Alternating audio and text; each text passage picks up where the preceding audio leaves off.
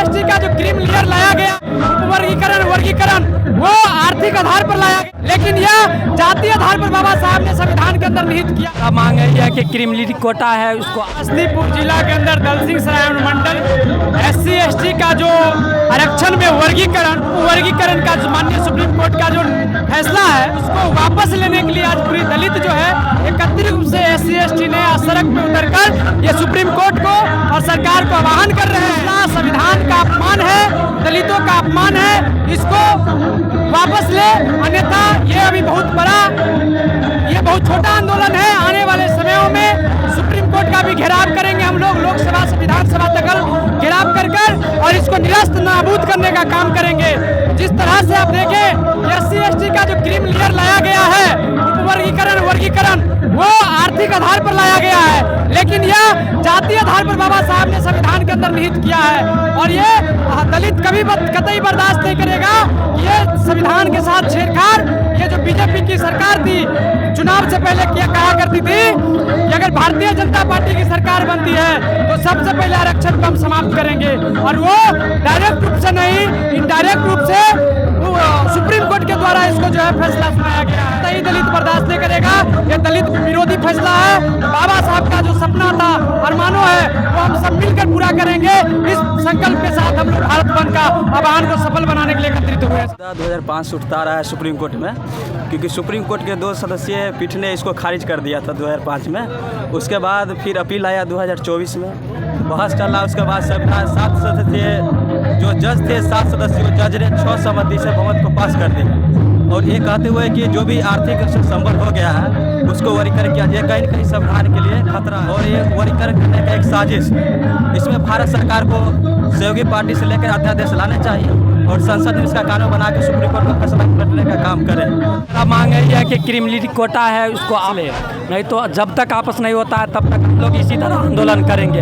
आरक्षण में कभी छेड़छाड़ होगा तो हम लोग इसी तरह आंदोलन करते ही रहे। पूरा भारत में चक्का जाम करने के लिए उतारू हुए हैं रोड पर, जिसका मुख्य कारण है कि यह देश में बैठी सरकार यह SC ST आरक्षण और बाबा साहब अम्बेडकर के द्वारा संविधान में जो आरक्षण दिया गया था उसके साथ छेड़छाड़ करने का प्रयास कर रहा है, जिसके विरोध में हम लोग आज पूरे SC ST समाज के लोग पूरे भारत में रोड पर उतरने का काम किए हैं। और इतना ही नहीं, आने वाले समय में इस व्यवस्था को अगर वापस नहीं लेती है यह सरकार तो हम लोग करके सदन तक संघर्ष करने का काम करेंगे।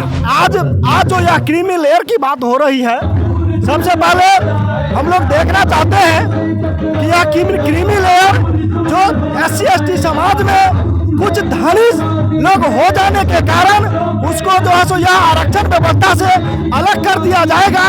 अगर वह व्यवस्था अगर मान लीजिए इस समाज में लागू किया जाए तो क्या वह भूमिहार या चाहे ब्राह्मण लोग, क्या वह जिसको इस SC ST समाज के आरक्षण से जो अलग किया जाएगा वह अपनी बहू बेटियों के साथ या अपने साथ बैठ करके जो है सो समाज में भोज भात का जो व्यवस्था होता है वह करेगा भूमिहार या चाहे ब्राह्मण। इसका विरोध हुआ जो कर रहा है यह पूर्णतः सुप्रीम कोर्ट के आदेश का विरोध करता हूं। कारण यह है, संविधान में बाबा साहब अम्बेडकर ने आर्थिक नहीं सामाजिक और राजनीतिक दृष्टिकोण से जो पिछड़े थे उसको आरक्षण की आर्थिक दृष्टिकोण से पिछड़ों को दिया था। जो संविधान में प्रदत्त था जो सामाजिक और राजनीतिक दृष्टिकोण से पिछड़ों को आरक्षण मिलेगा, इसको सुप्रीम कोर्ट ने हस्तक्षेप किया है, जबकि उसके न्यायालय में इस बात के लिए कोई आवेदन नहीं गया था। आवेदन गया था ततमा जाति को अनुसूचित जाति से अलग करने के लिए, और सुप्रीम कोर्ट एक बढ़ के यह फैसला दिया है।